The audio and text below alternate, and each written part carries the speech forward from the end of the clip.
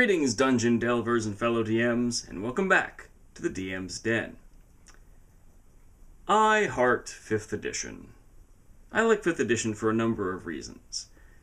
The spell slot system is a lot more streamlined, character options are still pretty prevalent, character progression feels organic, and seems to resonate with a clear pedagogy to how you're supposed to learn your character, which is awesome.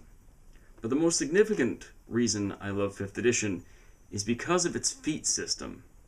In the past, feats suffered from the detrimental concept of chaining. Now, what it means to chain is you have one feat that you want. On the giant list of feats, you finally found the one thing that would be really, really good for you to have. Unfortunately, its prerequisites are 7 other feats that you must take in order to get this feat, in order to qualify to get this feat. This made it so players got a little boxed in terms of what they would be good at. And with the vast library of feats available, often new players to certain systems would look at these lists and just go, what do I do? What do I do? I just want to play. I just want to play.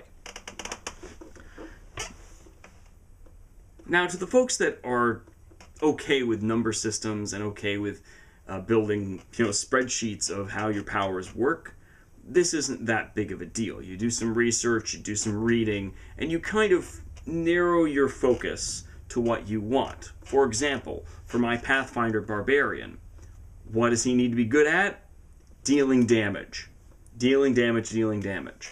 So I just focus on combat feats, and then focus on things that I think he would work with.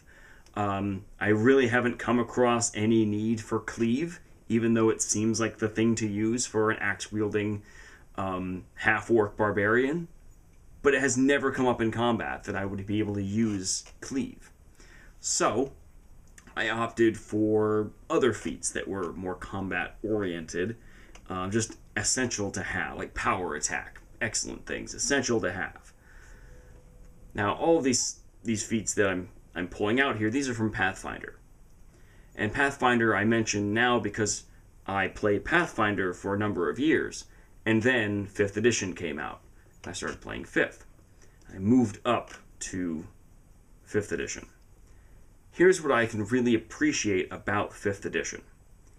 It is much more accessible to newer players, so it brings in a new audience a lot easier. And if you've been playing Pathfinder, you may miss the in-depth character customization of the feat system and the very in-depth spells that you have to go through, but you'll only miss it for a second. Because 5th edition, its feats are powerful and limited.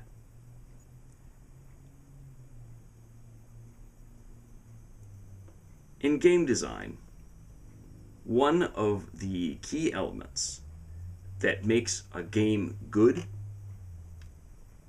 is the idea of making interesting choices, having interesting options that can change the course of a game. The feat system in 5th edition is an interesting choice that can change the arc of your character. So, every 4 levels in 5th edition, you can increase your ability scores or choose a feat. Now, in order for this to work for balance's sake, the feats have to be powerful enough for you to opt out of that amazing ability increase. That's the staple to which all the other, to which 3rd, 3.5, Pathfinder, all of these other systems have sort of kept in line. Every 4 levels, you get a stat increase. Cool. In 5th edition, if you chose the stat increase, you get 2 ability points to put wherever you like. You could put 2 on one on 2 different ones, get the idea. That, in and of itself, in the numbers game, can be really powerful. But the feats, these feats are big and awesome. Why do I say that they're big? It means that they do multiple things. Back when we were talking about feat chaining, you may take a feat and, okay, you don't get a penalty for doing this action. And that's it. That's all it does. It does one thing. The feats in 5th edition do more than one thing. Some give you a stat bonus anyway, but it's to a specific stat. You may take an intelligence-based feat, and it increases your intelligence score by 1. Not 2, but 1. And then you get all these other abilities. Let me just talk about a few of these to show how powerful they are and to give justification as to why currently playing a wizard with a con modifier in the negative, sacrificing my hit points in order to get a feat, instead of increasing my ability score so that I'm not in the negative anymore. I opted out of that because I thought the feat was more important, more powerful, more necessary. And I'll talk about why. So first, the feats in 5th edition are few and powerful. Already, we're not dealing with chaining. You don't have to chain together a string of feats in order to achieve that one feat that you really wanted, or that 1 or 2 feats that you really, really wanted. You don't have to do that. The prerequisites, if there are any, are ability scores. 13. Intelligence 13. Dexterity of 13.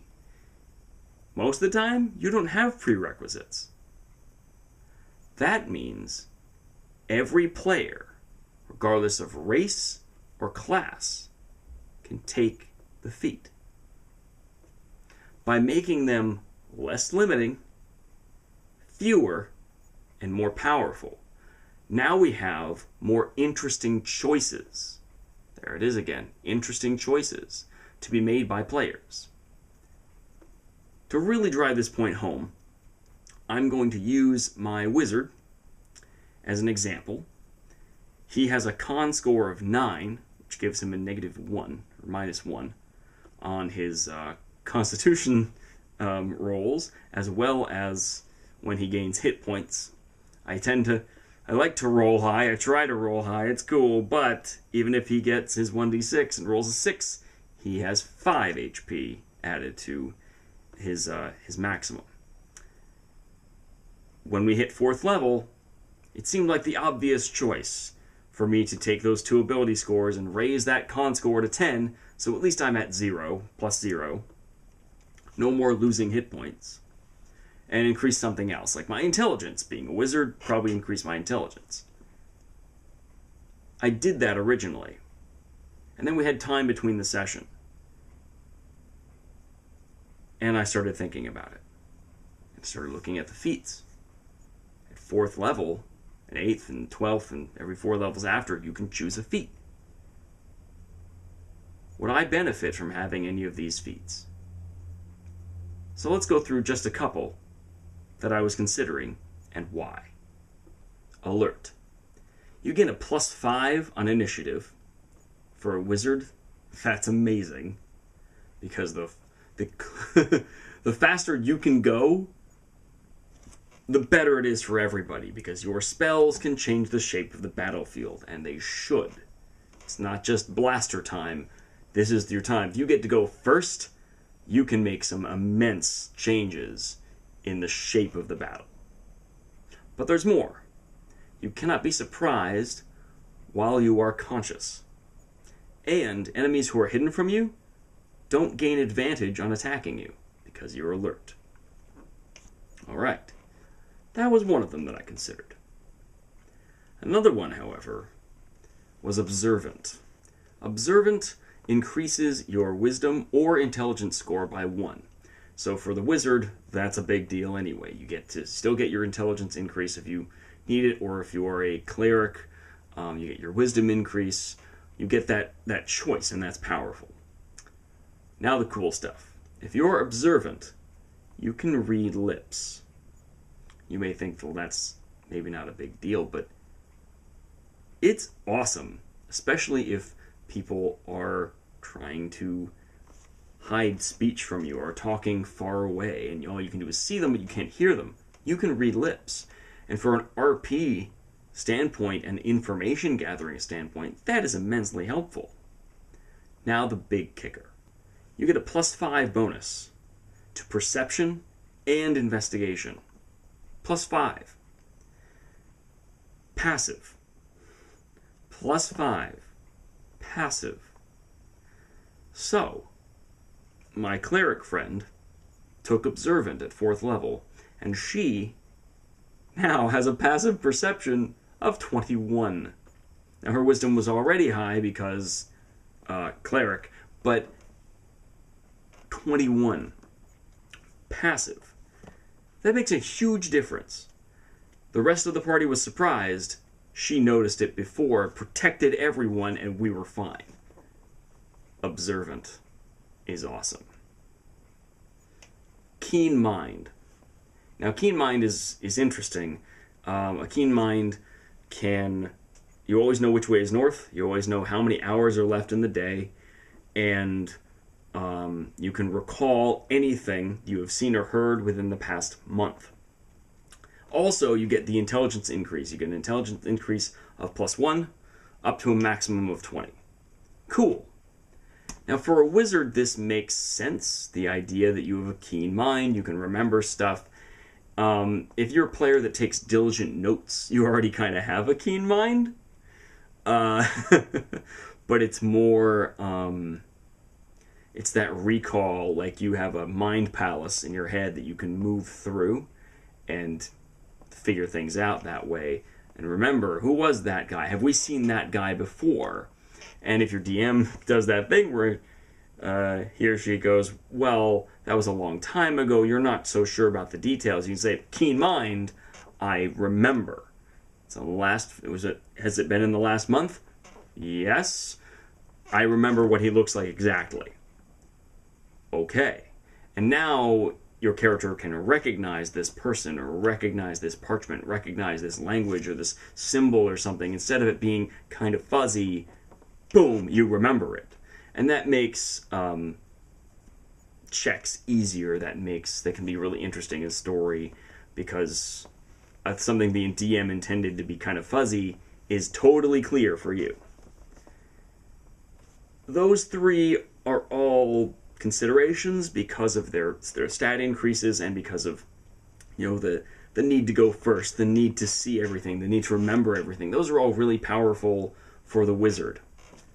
Now the one that I went with, Lucky. Lucky gives you 3 luck points per long rest. Not per day, per long rest. So when you would normally regain spells, you regain all your luck points. What is a luck point? A luck point allows you to re-roll any d20 roll. Saving throw. Well, that's a 1. Luck. 14. Okay, I can work with that. You can take either result. It gives you advantage on rolls. Well, 3 rolls. Once you've spent all your luck points, they are gone until you finish a long rest. You get them back. It's awesome. You can also choose to give disadvantage to an enemy attacking you. You use luck. Now they have to re-roll and take the lower result. Let's hope they didn't crit you twice. But it's helpful. Why did I pick that as a wizard? Mainly because my wizard tries a lot of things. Also because of the idea of spell attacks. I really want that high damage spell attack to hit that guy. I need to make sure it hits that guy. It has to hit that guy. luck. You can spend all your luck on one attack or one roll. I don't recommend it. You've kind of burned all your chances, but you could. And those options, that added bonus, can be really empowering to try what would normally be very difficult things because you're lucky. And that can be really powerful in a role-playing scenario, in a combat scenario. Lucky makes it so those strange decisions, those strange spells, have a higher chance of succeeding. It also means I'm squishy. If I get the chance to re-roll a saving throw, let's do it. If I get the chance to re-roll a stealth roll so that the dragon doesn't see me, let's do it. If I get to re-roll that check to search for traps, let's do it. Because I'm squishy. I'm squishy. Even if I cast Mage Armor on myself and I get my Abjuration Ward, thunk, someone hits me for 20, there goes my ward, and I'm bleeding out on the floor. You know? I'm squishy. So the more chances I have to save myself so I don't die because I critically failed, the better. When I hit 8th level, maybe I'll pick up Observant or Alert or Keen Mind. Something else like that, or something more major caster focused. But because you have that 4-level gap, it really gives you time to reap the benefits of the feat. That's another thing that was so difficult with the Pathfinder feats. They were just a notch, another step towards something else. You didn't really get to use them, to really experience them. I mean, what's one you get to experience all the time? Power attack. Because you should take it immediately. So it's the prerequisite for so many feats. You got to take power attack. So you get to experience how power attack works all the time. But some feats are just notches in your belt, moving forward, trying to get that really awesome belt clip in the sky. Whereas the feats here all mean something. They are all separate entities, amazingly powerful entities. Some really awesome ones that I want to just talk about real fast. Great Weapon Master. Great Weapon Master is awesome. So, on your turn, when you score, I'm going to read it from the book here so I don't mess it up. When you score a critical hit with a melee weapon, or reduce a creature to 0 hit points. So when you crit or kill something, you can make one melee attack as a bonus action. Cool. You just do that all the time. Now, also, before you make a melee attack with a heavy weapon that you are proficient with, you can take a -5 to the attack roll, and if it hits, you add +10 damage. Barbarians, go for it. That's awesome. And it's powerful. You get a passive bonus, and you get a decisive bonus. You can choose to do blah. You can choose to swing this blade like a great weapon master, and then you get this benefit if it hits. That's awesome, and it's more akin to what the rage powers used to do. All those floating modifiers, once per rage, once per day, all the time per rage, blah blah blah. All those floating modifiers. It kind of throws back to that as well, but it's an interesting choice. And if you are successful, you get a large benefit. Not a lot of small benefits stacked on top of each other. You get one large benefit. And I really appreciate the simplicity and forward thinking of this feat system. Now, I'm not going to talk about all the feats, because you should go out and get the book. You should go out and look up the feats, because they are worthwhile. If they can convince my wizard to lose essentially 4 HP in the levels going forward, they're important, and HP is precious to a wizard, to any caster, but especially a wizard. The feats convinced me to opt out of that in order to get luck. I'm going to need it going forward. If I keep taking these big risks and trying to be a hero, I'm going to need it.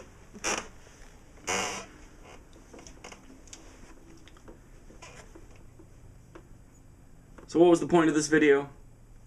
To talk about how feats can be simplified. I very much appreciate this system in how it utilizes feats. Feats should be epic. Feats should be powerful. They should be interesting.